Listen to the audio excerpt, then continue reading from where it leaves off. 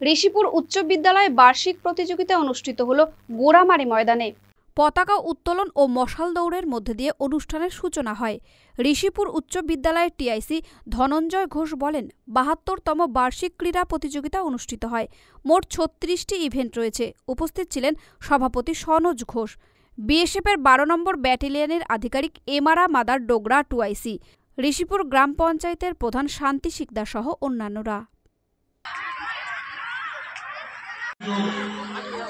खेलों के प्रति जागरूकता पैदा की जा रही है और बच्चों में शुरुआत से ही जो एक खेल भावना जागृत करने का प्रयास किया जा रहा है, उससे हमें उम्मीद है कि यहीं से हमारे नेशनल और इंटरनेशनल लेवल के खिलाड़ी बनकर निकलेंगे, ये मुझे उम्मीद है।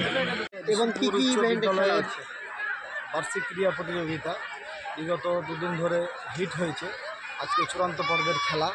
আজকে এখানে বাচ্চাদের প্রায় 40টা ইভেন্ট রয়েছে। 40টা ইভেন্টের উপর ফার্স্ট সেকেন্ড থার্ড হবে এবং বাচ্চাদের পুরস্কার বিতরণী অনুষ্ঠান আছে। আজকে আমাদের এই বিদ্যালয়ের প্রধান অতিথি হিসাবে ছিলেন 12 নম্বর বিএসএফ ব্যাটালিয়নের কমান্ডার। উনি নিজে আসতে পারেননি, উনি টিআইসি স্যারকে প্রতিনিধি হিসাবে পাঠিয়েছিলেন। আজকে এখানে বিশিষ্ট সমাজসেবী উজ্জ্বল মিশ্র মহাশয় আছেন। এই অনুষ্ঠানের প্রথমেই ছিল আমাদের আকর্ষণীয়, যেটা হচ্ছে মশাল দৌড়, এবং মশাল দৌড়ের পর বাচ্চাদের মাঠ পাস এবং বিদ্যালয়ের যে ফ্ল্যাগ আছে সেই ফ্ল্যাগ উত্তোলনের মধ্য দিয়ে আজকে এই খেলার শুভ সূচনা করেছে। মালদা টুডে।